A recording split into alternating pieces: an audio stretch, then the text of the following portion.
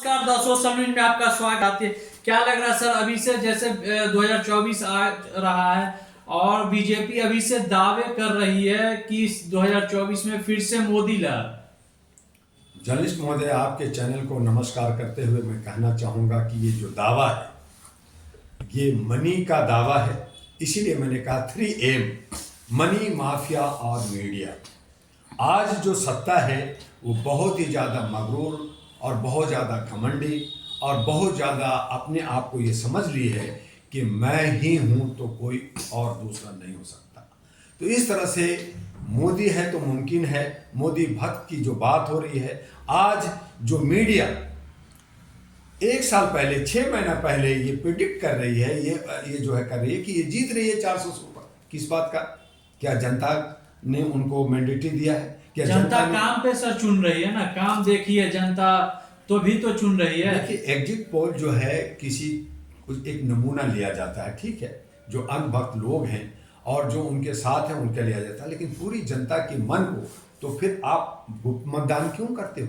गुप्त मतदान मत करो भाई। कहो कि जो मीडिया ने कह दिया, जो एग्जिट पोल ने बना दिया, वो सरकार बन गई। तो ये लोकतंत्र है या जोकतंत्र है? ये लोकतंत्र है, ये राजतंत्र है। तो मैं ये कहना चाहता हूं आपके चैनल से कि लोकतंत्र खत्म हो गया है, संविधान खत्म हो गया है, और जो जिसकी मर्जी हो रही है वो कह रहा है कि मेरे हाथ में डंडा है, मेरी भैंस होगी। तो आपके हाथ में डंडा है, आपकी भैंस है, तो फिर जरूरत क्या है आपका? जो जनता का जो संविधान कहता है, जो बाबा अम्बेडकर ने दिया कि हमारा वोट देने का अधिकार है, हम गुप्त मतदान करते हैं। उस गुप्त मतदान का मतलब क्या है, आप मुझे समझा सकते हैं क्या?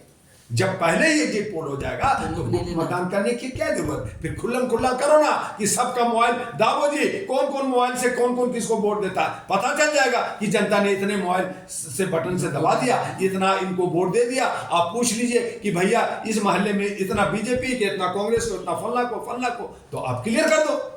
तो लेकिन गुप्त मतदान के मतलब होता है वोट देने के बाद पेटी खुलती है, उसकी काउंटिंग होती है और तब ये तय होता है कि कौन किसको ज्यादा वोट मिला या नहीं मिला, और वहां से पता चलता है। लेकिन आप उसको धत्ता बता करके अपनी मर्जी से आप जो है लोगों पे दबाव और प्रेशर बना के मैं ही जीत गया, जैसे देश के प्रधान आदरणीय माननीय मोदी जी 15 अगस्त को लाल किला पे कहते हैं कि अगले 15 अगस्त को मैं झंडा फहराऊंगा। किस ग्राउंड पे? जनता, वो अगर कहते कि जनता मुझे मैंडेटरी देगी, वोट देगी, तो मैं फिर से 15 अगस्त को आके झंडा फहराऊंगा। लेकिन उन्होंने जोर देके कहा कि मैं आ रहा हूं 15 अगस्त को झंडा फहराने। इसका मतलब है जनता के आप जो सब घर बना चुके हैं, जिस तरह से काम किया, गरीबों के गरीबी दूर की है। हाँ, गरीबी दूर किया उन्होंने, 2 करोड़ रोजगार दे दिया है, और जो 80 करोड़, अरे कहाँ दिया, किसको दिया चावल पता नहीं, तो फ्री का लालच दे करके आप 200 दे करके आप 2 करोड़ रुपया खा रहे हो। और इसीलिए तो 205 लाख करोड़ आपने हमारे देश पे, हमारे जनता पे आपने ऋण कर दिया। आपने 129 कंपनियों को आपने करोड़ों रुपया, 32 लाख करोड़ रुपए माफ कर दिया। आप हमारे पे जो लोन चढ़ा है आप माफ करो ना। ये जनता 40,000 सभी जनता पे जो लोन चढ़ा है ये माफ है। ये 205 लाख करोड़ जो है वो हमारे मोदी जी अपना खेत और अपना सैलरी से भरेंगे, कहे ना, है क्या? तो आप जनता का टैक्स, जनता पे बोझ बढ़ा रहे हैं, जनता पे महंगाई बढ़ा रहे हैं, जनता को बेरोजगार कर रहे हैं, और आप कह रहे हैं कि रोजगार मिल रहा है, आप कह रहे हैं कि चावल दे रहे हैं, आप कह रहे हैं कि उनको गैस सिलेंडर दे रहे हैं। अरे क्या दे रहे हैं? इलेक्शन के वक्त में आप कहते 200 कम कर दिया, फिर आपने बढ़ा दिया, फिर आपने महंगाई बढ़ा दी। तो इस तरह से जनता को आप खून चूस रहे हैं, उसके हर जिस्म से एक एक कतरा खून निकाल करके अपना बुलंद बन रहे हो, कह रहे मैं 56 इंच का शेर हूं, मैं सबको खा जाऊंगा। तो भैया हम तो खरगोश के बच्चे हैं, हम डर के मारे अपने जो है बिल में घुसे रहते हैं, हम रन बसेरा में रहते हैं, हम सड़कों पे रहते हैं, हम गलियों में रहते हैं। तो महल में रहते हो और कहते हो कि मैं सेवक हूं, मैं चौकीदार हूं। किसका है चौकीदार आप? जनता जनार्दन है, लेकिन जनता सड़कों पे है, जनता भीख मांग रही है, जनता बेरोजगार है, जनता असुरक्षित है, महिलाएं हमारी असुरक्षित है। आपने यही सब काम किया। आपने ताली बजा दिया, आपने जीएसटी बदल दिया, आपने नोट बदल दिया, आपने जो है 15 लाख दे दिया, आपने मुद्रा योजना दे दिया, आपने क्या क्या किया? बहुत कुछ कर दिया आपने। कोरोना में लोगों को मार दिया आपने, दवाइयों पे। अब बहुत सारे, अब दूसरा सरकार अगर आएगी, जब इंक्वायरी होगी तब पता चलेगा कितना घपला हुआ, कितना घोटाला हुआ। तो एक दूसरे को लाखों करोड़ों घोटाला कर रहे हैं, लूट रहे हैं। चाहे एक तरफ सिक्के के दो पहलू हैं, चाहे एनडीए हो, चाहे इंडिया हो, चाहे ये बड़े बड़े लीडर हो, ये तमाम लोग देश को लूटने की काम कर रहे हैं। किसी में देशभक्ति नहीं है, किसी में देश के हित में काम करने की औकात नहीं है। और इसीलिए डॉक्टर दुआ ने कहा कि अब हमें सुशासन चाहिए, अब हमें जो है लीडर नहीं बल्कि व्यवस्था बदलनी होगी, और एक सकारात्मक विकल्प लेकर करके और सुशासन लाने के लिए हमें जो है जो वादा करना है, जो बोलना है, उसका एफिडेविट सुप्रीम कोर्ट और इलेक्शन कमीशन को देना होगा। और इसके साथ साथ इलेक्शन कमीशन को पारदर्शी होना पड़ेगा, मजबूत होना होगा, और सरकार से दूर हट करके उसे काम करना होगा।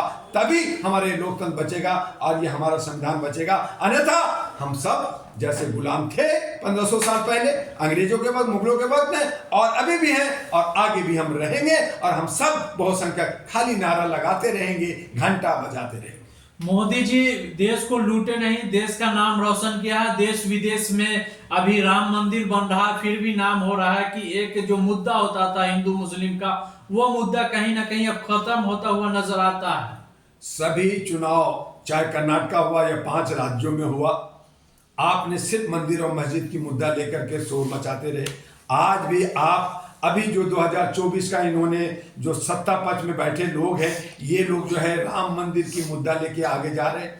तो राम मंदिर से 150 करोड़ की जनता को पेट नहीं भरता, 150 करोड़ की जनता का स्वास्थ्य ठीक नहीं होता, 150 करोड़ की जनता का जो है सुरक्षा नहीं होता। हमारी बहु बेटियां, आज मणिपुर 6 महीना से चल रहा है, हमारे कई राज्यों में कौम विभेद जो है, हिंदू मुस्लिम की लड़ाई होकर के लोग मर रहे हैं, हमारे जो सैनिक मर रहे हैं। और आप पाकिस्तान, चाइना ने कर दिया, उसने कर दिया। अरे ये सब कुछ इलेक्शन के वक्त नहीं होता क्या? पहले क्यों नहीं होता? तो ये सब जो है इशू को बहका करके जनता को जो है आप उत्पीड़ित और शोषित कर रहे हैं। हमें ये सब नहीं चाहिए। मंदिर आप बना रहे हैं, आस्था है, लोग कर रहे हैं, मनाइए। लेकिन आप 22 जनवरी को एक मूर्ति में आप प्राण प्रतिष्ठा करेंगे, तो क्या मेरा राम पहले नहीं था? क्या राम 22 जनवरी को जिंदा होगा?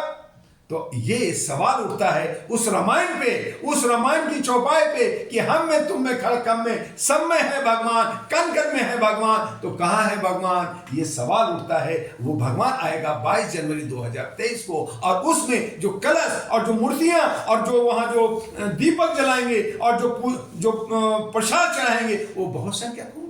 अरे कमाल हो गया। बहुत संख्या कहती है कि मुझे अधिकार दो, मुझे पुजारी बनाओ, मुझे जो है हक दो। लेकिन नहीं, आप फूल बेचो, आप मिठाई चढ़ाओ और पूजा करो, लेकिन मंदिर में आप नहीं जा सकते। मंदिर में वही होगा जो मनुवाद है, जो ब्राह्मणवाद है, उनकी दुकानदारी चलेगी। तब मौर्य ने कहा कि हिंदू कोई धर्म नहीं है, हिंदू एक समुदाय को कहा जाता है जिसका मतलब है गुलाम, जिसका मतलब है मानसिक गुलाम। और आप हमें गुलाम बना करके हमारे पे राज करना चाहते हैं। हमें ऐसे राज नहीं चाहिए। हमें रोटी, कपड़ा, मकान और शिक्षा और स्वास्थ्य चाहिए, जिसकी बात लोग नहीं करते, जिसका लिखित में नहीं देते। तो इस तरह का देश कहाँ जा रहा है? लोकतंत्र की हत्या और संविधान की बर्बादी और खत्म। बताया जा रहा है कि जो रामलला को लाए हैं, हम उनको ही 2024 में लाएंगे। ये हम अनभक्त लोग हैं, हम जयचंद लोग हैं। हमारे लोगों के बीच में कमी है, हम बहुत संख्यक के लोगों के बीच में कमी है कि 200-500 इकट्ठा करके अधिवेशन, महाधिवेशन प्रोग्राम करते रहते हैं, और इकट्ठा नहीं है। मुंडे जय भीम और बाकी का बहुत सारे संगठन बना करके हम दुनिया भर के रोज करोड़ों रुपए का खर्च करके प्रोग्राम करते रहते हैं। लेकिन हमारे बीच में अच्छे लीडर नहीं है जो सबको समेट सके और सबके अधिकारों के लिए लड़ सके और जो है उनके हक अधिकार को दिला सके। तो ऐसे कोई लीडर नहीं है। इसीलिए हमारे जो है आदरणीय माननीय सामान्य मोदी जी ने भी कहा कि आप टुकड़े टुकड़े गैंग हो, आप लोग बटे हुए हो, आप लोग असंगठित लोग हो, आप संगठित नहीं हो सकते। हम जीत रहे और जीते रहेंगे। तो संगठित कब होगे? ज्ञान कब होगा? आप कहते हो मेरे पास दौलत नहीं है, मेरे पास ज्ञान नहीं है, तो ज्ञान क्यों नहीं लिया? 75 साल से क्या कर रहे थे? आपको अंबेडकर ने दिया किताब, आपको संविधान दिया, क्या संविधान आपने क्यों नहीं पढ़ा?